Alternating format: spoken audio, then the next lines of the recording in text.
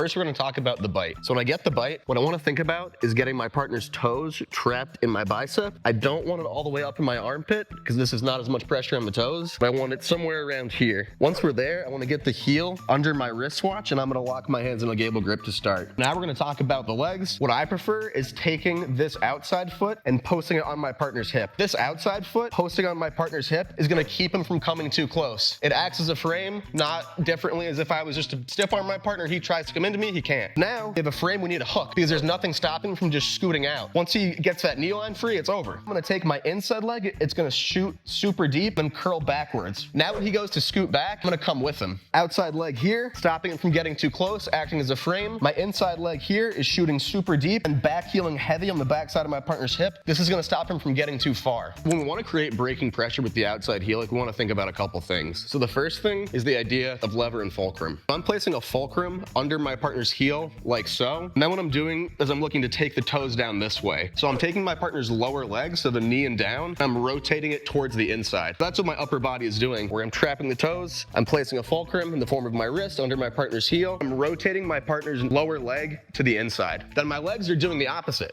What my legs here are doing is taking my partner's upper leg, rotating it to the outside. I do this with my legs, my partner's knee points to the outside.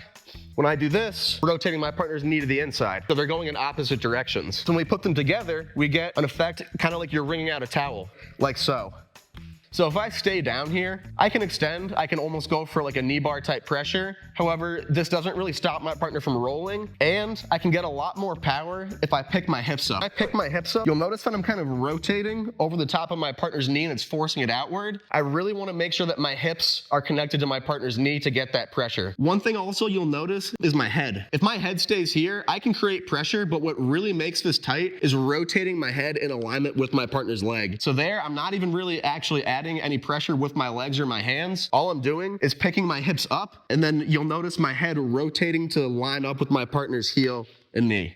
If you guys are enjoying the content, don't forget to like and subscribe, and join our email list for more exclusive instructionals, tips, and techniques. Here's how to get a bite on a stubborn opponent. Someone who knows how to defend this is not gonna let me get their heel. What he's gonna look to do is point his toes that way and his heel into me. Now I can't just pick up his heel and get a bite. Okay, so what I'm gonna look to do is I'm gonna base on these toes and my elbow here to heist my hips up, take this outside knee and then suck it under. Once we're here, I'm basing on both my knees and my head. Now I'm gonna take this hand, lift this up, trap the toes with my bicep and get my bite. Once we're here, I'm gonna come back to outside ashi. Now I'm going for my finishing mechanics where I'm rotating my head into alignment. So here are two grips you can use to improve your outside heel hook. We're starting with the gable grip. The first one we're gonna look at is a butterfly grip. So what I'm gonna look to do is take this top hand, I'm gonna turn it away, gonna come back in and I'm grabbing wrist to wrist here. What this is gonna do is eliminate some of the space in between my arms here, like so, and bring that heel much closer to my chin, like so. So this is a great grip. Even better than this is then lifting up on the heel and switching which hand is biting. So my right hand's biting. What I'm gonna look to do is feed my left hand under and then grab my bicep, kind of like a rear naked. This is called a reverse figure four. Once we're here, I can point my thumb out. This is gonna create a lot of tension on my partner's toes. Also, like we talked about before, this is keeping the heel really close to my head. Now when I go to finish, there's a lot of tension on the toes as well. Something that also makes this reverse figure four grip really effective and really useful is the hand fight. So something you might deal with when you're going for your gable grip finish is your partner messing with this close arm. He might lock a full rear naked in, pull back, that's gonna strip that grip, we end up in this fight. One way you can avoid that fight is as soon as he goes to hand fight, I'm gonna switch into that reverse grip, right? Where I take this out and I feed in that arm under the heel. And now I'm grabbing my bicep. Once we're here, even if he was to get a hold of this arm, he's not gonna have enough leverage to get it free. I've just upgraded my grip while hiding my hand and I can go into my finish. Something I need to be aware of when attacking this position is my partner's outside leg here. He can take that leg,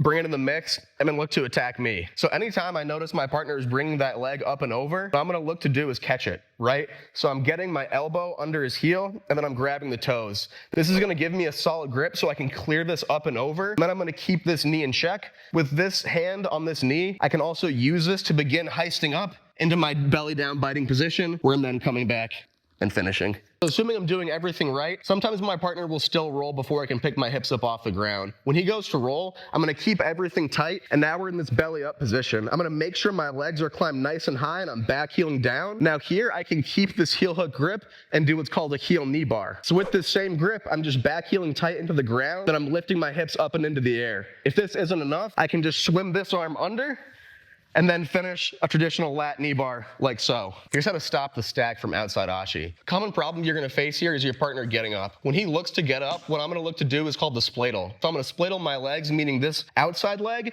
is coming super close to me, and this inside leg is going super deep and back around him like so. Now when he tries to get up this way, he's running into the frame of this leg. So once we're here, I'm gonna take a scoop on the outside of his knee, and I'm using this hand to post up. I'm heisting up onto my legs and then sitting on my partner like so. Once we're here, I'm just gonna look to pivot all the way into the saddle like so, where I can then start trapping my partner's legs or just attacking this heel hook. So now we're gonna talk about what to do if your partner does get up to both of their knees. So as he goes to stack me like so, gets up onto his knees, this is a problem. Something I can look to do is shorten this foot, and now I'm gonna take my other foot and stomp. What this allows me to do is make a frame that I can stomp and kick and then drop my partner back down. Thanks for watching. Don't forget to like and subscribe, and join our email list for more exclusive tips and techniques.